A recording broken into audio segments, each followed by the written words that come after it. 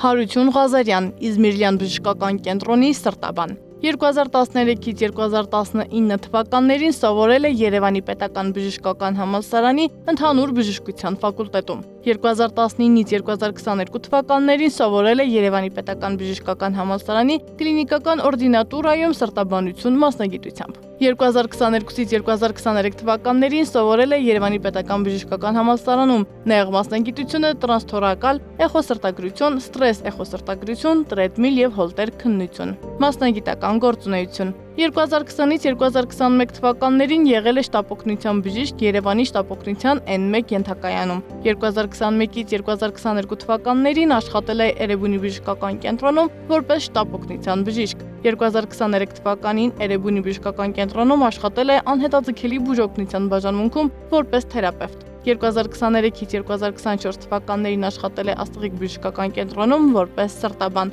2025 թվականից աշխատում է Իզմիրլյան բժշկական կենտրոնում որպես սրտաբան էխոկարդիոգրաֆիստ։ Վերապատրաստումներ Մասնակցել է բազմաթիվ ֆորումների, սեմինարների, վերապատրաստման դասընթացների Հայաստանում, Իտալիայում, Ֆրանսիայում։ Պարգևներ, կոչումներ, ասոցիացիաների անդամակցություն։ 2019 թվականին Հայաստանի առողջապահության նախարարի կողմից պարգևատրվել է սուր կորոնավիրուսային հիվանդության դեմ պայքարում եւ առողջապահական համակարգի արտակարգ իրավիճակում անձնվեր ծառայության եւ իրականացրած պատասխանատու աշխատանքի համար։ 2020 թվականին դարձյալ նախարարի պարգևին է արժանացել սեպտեմբերի 27-ից մինչև նոյեմբերի 9 տևած ռազմական գործողությունների ընթացքում անձնվեր աշխատանքի, խիզախության, հայրենիքի նվիրումի եւ անմնացորդ ծառայության համար։ Անդամակցում է Հայաստանի սրտաբանների ասոցիացիային, Եվրոպական սրտաբանների ասոցիացիային, Ամերիկյան սրտաբանների քոլեջի անդամ է։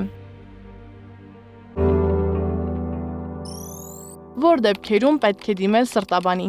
Սրտաբանին պետք է դիմել բոլոր այն դեպքերում, երբ կա կրծքավանդակում ցավի զգացողություն, դիսկոմֆորտ, զարկերակային ճնշման տատանումներ, տարատեսակ արիթմիաներ, ստորին վերջույթների այտուցներ, հեվոց, շնչարգելություն, որոնք հիմնականում ուժեղանում են քայլելու ժամանակ, եւ գիշերային տարատեսակ սպազմատիկ հազեր։ Ինչ է էխոսրտագրությունը եւ երբ է կիրառվում։ Էխոսրտագրությունը սրտի սոնոգրաֆիկ հետազոտման անցավ մեթոդներից է, որը օգտագործվում է սրտային տարատեսակ հիվանդությունների ախտորոշման ժամանակ։ Դրանք հիմնականում հնարավորություն են տալիս մեզ հայտնաբերել սրտի կառուցվածքը, գնահատել խոռոչների չափը, գնահատել սրտային անբավարարության ժամանակ բուժման էֆեկտիվությունը, հայտնաբերել սրտում տրոմներ, գոյացություններ, փականային տարատեսակ հիվանդություններ եւ ախտահարումներ, ինչպես նաեւ այն բոլոր դեպքերում է ցուցված, երբ կա ընտանիքում սրտային որևէ հիվանդություն, ժառանգականություն, այսինքն ծանրաբեռնված է ծնողներ կամ քույր կամ եղբայր։ Ինչ ախտանիշներով է դրսևորվում զարկերակային բարձր ճնշումը եւ կա տարիքային նորմա։ Զարկերակային ճնշումը բարձր հիմնականում դրսևորվում է գլխացավերով, գլխապտույտ, սրտխառնոց, կարող է պացիենտը ունենալ հաճախամիզություն, ականջներում խշշոց, աղմուկ, տարատեսակ նույնիսկ արիթմիաների զգացողություն եւ լինում են դեպքեր, երբ բոլորովին որևէ ախտանշան չի ունենում։ Սա ավելի վտանգավոր դեպքերն են, երբ որ մարդ չի զգում իր զարկերակային ճնշումը ինչ ցուցանիշի վրա է։ Իսկ տարիքային նորմա հասկացողությունը դա ժողովրդի մեջ ընդունված մի բան է, որը պետք է հուսախաբ անեմ եւ ասեմ նման բան գոյություն չունի, որովհետեւ գոյություն ունի աշխարհում համընդհանուր ընդունված ցուցանիշ, որը ընդունվել է այն զարկերակային ճնշումը, որը նպաստում է սիրտանոթային մահացու ռիսկերի իջեցման։ Հետևաբար պետք է բոլորի համար այդ թվերը լինեն ստանդարտ։ Այլ հարցը, երբ որ մարդ չի զգում եւ երբ պատահական չափում են անում եւ տեսնում են 170 եւ իրեն լավ է զգում, սա բնական է վտանգավոր երևույթ է իրենց ներկայացում։ Ինչպես բուժել զարկերակային բարձր ճնշումը։ Զարկերակային բարձր ճնշումը հիմնականում բուժվում է դեղորայքներով եւ այստեղ նաեւ կարեւոր է կենսակերպի փոփոխությունը եւ դեղորայքի հետ համատեղ սկսվում է նաեւ մարդու կենսակերպի փոփոխությունը, այսինքն առողջ ապրելակերպը։ Սա ֆիզիկական ակտիվությունն է ավելացվում մարդու, քաշի վրա ենք աշխատում, աղի սահմանափակում եւ այլ վնասակար սովորություններից պարտադիր հրաժարում։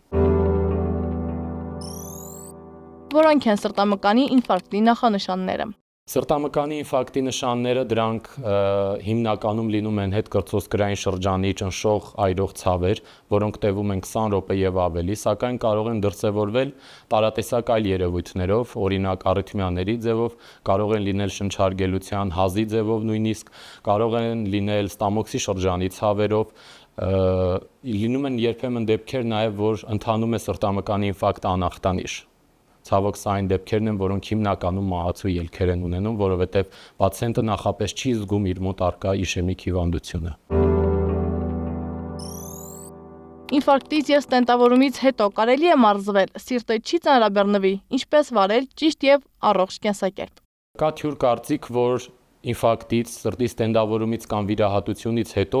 չի կարելի, պետք է խուսափել ֆիզիկական ծանրաբեռնվածությունից, սակայն դա այդպես չէ։ Ավելին, ֆիզիկական կանոնավոր ակտիվությունը նպաստում է, որպեսզի սրտամկանը ավելի ամուր լինի, ավելի շուտ վերականգնվի, ինչպես նաև օգնում է իջեցնել քաշը, դրանով կարգավորել նաև զարկերակային ճնշումը։ Հետևաբար, ինֆարկտից եւ ստենդավորումներից հետո, սկսած առաջին շաբաթվանից բժիշկը ճիշտ ձևով կանոնակարգում է ֆիզիկական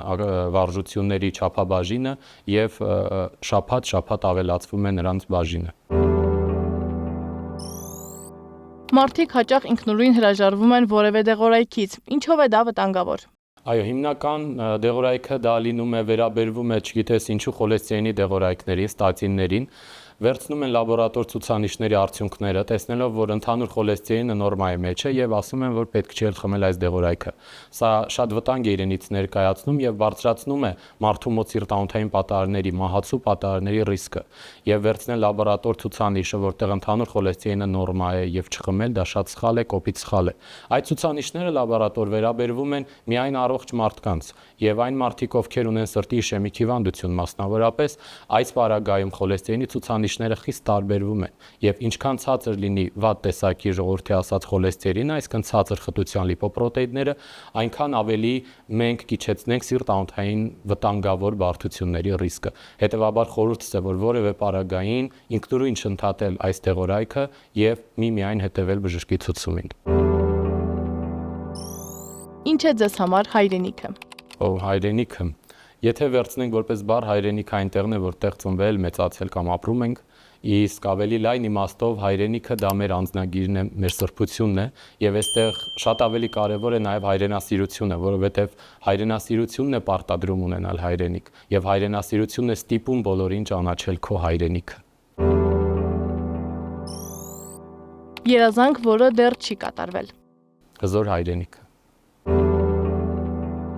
Ինչն է ձեզ ոգեշնչում կյանքում, բացի մասնագիտությունից։ Շրջապատող անձինք, ընկերներս, բարեկամներս։ Երաժշտական ո՞ր ժանրն եք նախընտրում եւ արդյոք երաժշտությունն ազդում է ձեր տրամադրության վրա։ Այո, միանշանակ երաժշտությունը շատ մեծ ազդեցություն է թողնում իմ տրամադրության վրա։ Հիմնականում սիրում եմ դասական երաժշտությունը եւ էստրադային։